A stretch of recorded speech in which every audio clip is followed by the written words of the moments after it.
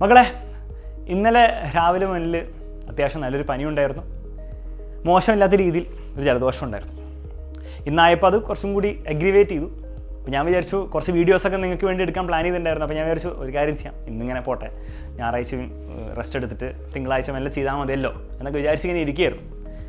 പക്ഷേ ഈ വീഡിയോ എടുക്കുന്നതിന് മുൻപ് തന്നെ ഞാൻ ഓൾറെഡി 5 വീഡിയോസ് റെക്കോർഡ് ചെയ്ത് കഴിഞ്ഞു ഓരോ ചാനൽസിന് വേണ്ടിയിട്ട്. ഇനി ഒരു 3 video study plan, study strategy എന്ന് പറഞ്ഞാൽ കുട്ടികൾ കുറേ ദിവസമായിട്ട് ചോദിക്കുന്ന വീഡിയോസ് ഇനി റെക്കോർഡ് ചെയ്യാൻ പോവുകയാണ്. അത് കഴിഞ്ഞിട്ട് ഞാൻ കുറച്ച് വർക്കൊക്കെ ചെയ്യാൻ വേണ്ടിയിട്ട് ഓൾറെഡി പ്ലാൻ ചെയ്ത് വെച്ചിട്ടുണ്ട്. എൻ്റെ പനി മാറിയിട്ടുണ്ടോ? ഇല്ല, പനി മാറിയിട്ടില്ല. പിന്നെ സാർ എന്തുകൊണ്ടാണ് പെട്ടെന്നൊരു മാറ്റം? സാറിന് ഇങ്ങനെയാണ് മോട്ടിവേഷൻ കിട്ടിയത്. മക്കളെ, വളരെ സിമ്പിളായിട്ട് ഉത്തരം പറയാം. ഒരു മോട്ടിവേഷൻ എനിക്ക് കിട്ടിയില്ല. ആരും എന്നെ മോട്ടിവേറ്റ് ചെയ്യാൻ വന്നിട്ടുമില്ല. എൻ്റെ ഉള്ളാലെ എനിക്ക് ഭയങ്കര ചെയ്യണം, എന്നാൽ വീഡിയോ എടുത്ത് കളയണം, നല്ല ഉഷാറ് കിട്ടുള്ളൂ എന്നുള്ള തോന്നലും വന്നിട്ടില്ല. എനിക്ക് ഇപ്പോഴും വീഡിയോ എടുക്കാൻ മടിയാണ്. നേരത്തെയുള്ള വീഡിയോ എടുക്കുമ്പോൾ അതും മടിയായിരുന്നു. ഇപ്പോൾ ഞാൻ സംസാരിക്കുമ്പോഴും എനിക്ക് വീഡിയോക്ക് റെക്കോർഡ് ചെയ്യുന്നതിന് മുൻപ് എനിക്ക് മടിയായിരുന്നു. ഇനി അടുത്ത വീഡിയോ എടുക്കുമ്പോൾ എനിക്ക് മടിയാവും. എങ്കിലും എന്തിനാണ് ചെയ്യുന്നത്? മക്കളെ, വളരെ സിമ്പിളായിട്ടൊരു ചിന്ത, ഒരു തോട്ട് വന്നു മനസ്സിൽ. അതിതാണ്. നിങ്ങൾ മനസ്സിലാക്കിക്കോ, നിങ്ങൾക്ക് യൂസ്ഫുൾ ആയുള്ള കാര്യമായിരിക്കും.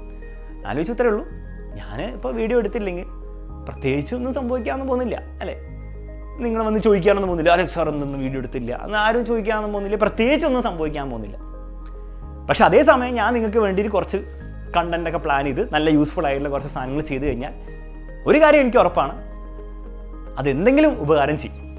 ഒരു 10 കുട്ടികൾക്കാണെങ്കിൽ 10 കുട്ടികൾക്ക് ഉപകാരം ചെയ്യും. ആ കുട്ടികളുടെ ലൈഫിൽ എന്തെങ്കിലും ഒരു മാറ്റം വരുത്താൻ എനിക്ക് സാധിക്കും. ആരോ പണ്ട് സിനിമയിൽ പറഞ്ഞ പോലെ, നിങ്ങളുടെ ഒരു നോ ഇവിടെ നിങ്ങൾ നോ പറഞ്ഞാൽ ഇവിടെ ഒന്നും സംഭവിക്കാൻ പോകുന്നില്ല, നിങ്ങളുടെ ഒരു യെസ് ഇവിടെ ചരിത്രം സൃഷ്ടിക്കുന്നൊക്കെ പറഞ്ഞ പോലെ ഇവിടെ ചരിത്രം സൃഷ്ടിച്ചിരുന്നില്ലെങ്കിലും എന്തെങ്കിലും ഒരു ചേഞ്ച് നിങ്ങളുടെ ലൈഫിൽ വരും എന്നുള്ള ഒരൊറ്റ ബോധ്യം.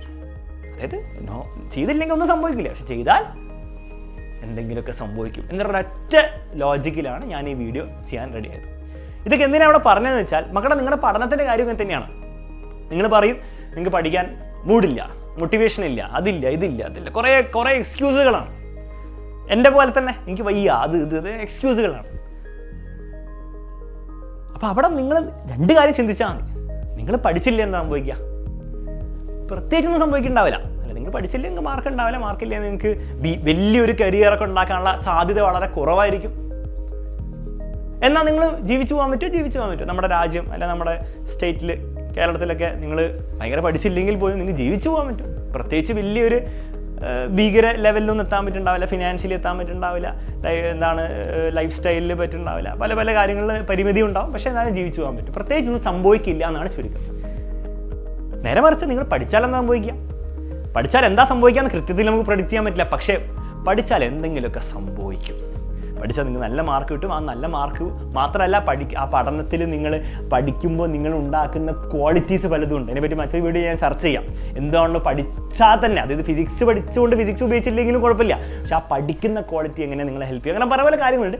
പക്ഷേ അത് നിങ്ങൾ ചെയ്ത് ആ പ്രോസസ്സിലൂടെ നിങ്ങൾ കടന്നുപോയാൽ, നിങ്ങൾ ഓണസ്റ്റ്ലി നിങ്ങളത് ചെയ്ത് കഴിഞ്ഞാൽ നിങ്ങളുടെ ലൈഫിൽ ചരിത്രം സൃഷ്ടിക്കുമോ, നിങ്ങൾ ചരിത്രം സൃഷ്ടിക്കുമോ എനിക്ക് പറയാൻ പറ്റില്ല. പക്ഷേ നിങ്ങളുടെ ലൈഫിൽ നിങ്ങൾ വലിയൊരു മാറ്റം നിങ്ങൾക്ക് ഉണ്ടാക്കാൻ സാധിക്കും.